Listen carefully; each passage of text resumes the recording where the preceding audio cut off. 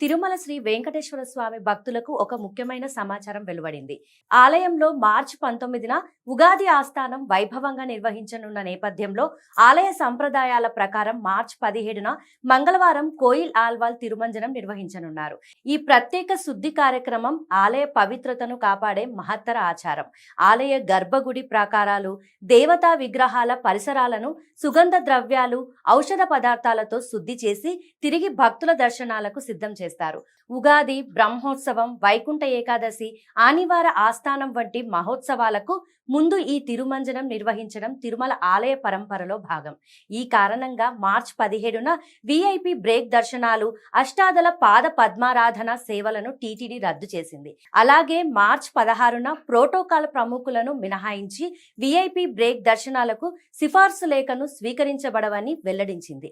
మరోవైపు మార్చి 19న ఉగాది ఆస్థానం సందర్భంగా కూడా ప్రోటోకాల్ విఐపి ప్రముఖులకు తప్ప బ్రేక్ దర్శనాలు ఉండవు. అందువల్ల మార్చి 18న విఐపి బ్రేక్ దర్శనాల కోసం సిఫార్సు లేఖలు తీసుకోరని టీటీడీ స్పష్టం చేసింది.